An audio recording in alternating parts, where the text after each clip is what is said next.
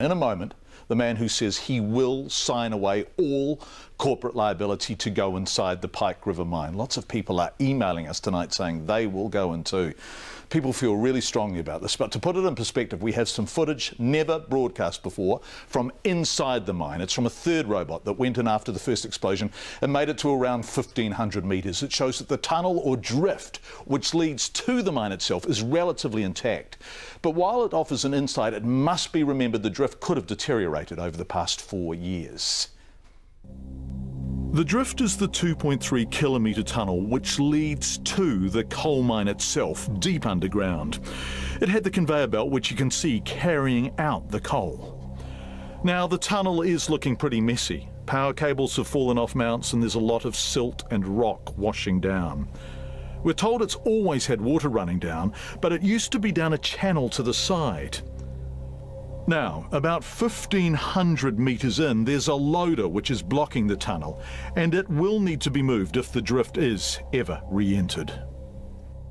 Right, let's put this into some kind of context and perspective. So this is a basic diagram, very basic diagram of how it all sits. Working our way backwards, we'll start with that rockfall that came down in one of the explosions. It sits about 2.3 kilometres in, and it separates the mine, which is on the far side of it, from the drift, which is down here.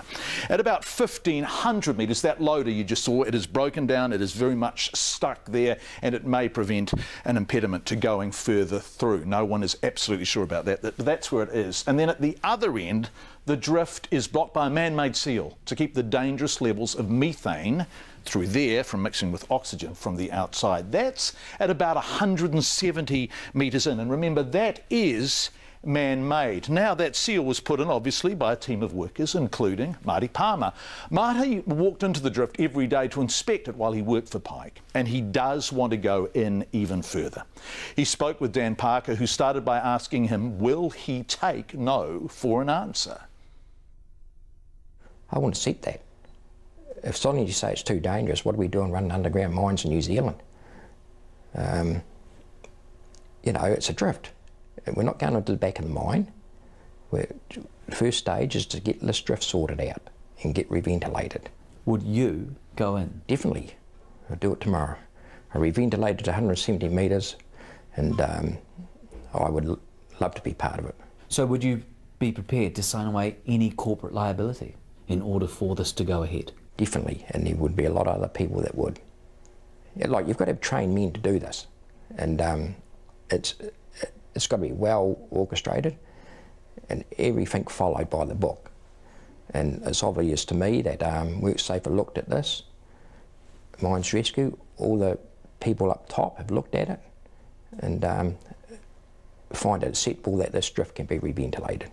So last week Solid Energy gave us a bit more insight into the risks they see in the drift, and I want to run past some of these with you. The first is the single entry issue.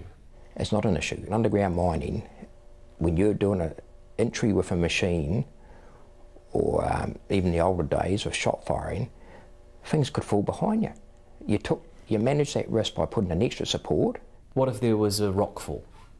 If you're worried about the roof falling behind you, you would have a strata engineer, you would do pull tests on bolts, you do a risk assessment, you might want to do a pull test every 10 metres, 20 metres. It's possible. Yep, it's possible. Another one is that he says that the last 300 metres of the mine is not strong rock.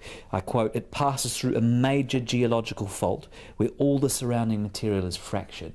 When you get to that point of the mine, you should be able to reassess, like I said, with the strata, and see if it's safe to carry on. And what about fire?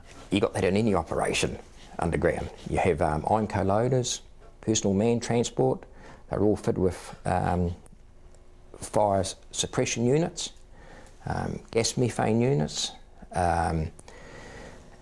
If the vehicle was working ahead of the team, which it should be, if anything happened, you can still exit out that mine.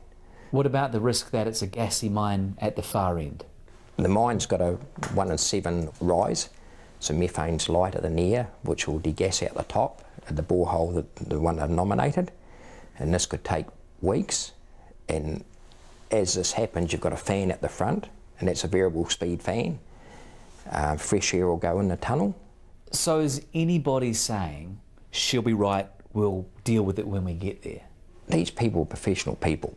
They've had 4 years to look at this re-entry, and everything would have been worked through. WorkSafe would have been through all this. Single entry tunnel, roof support. Nobody will take the risk. You know, nobody's going to put anybody else's life in danger to reventilate this drift.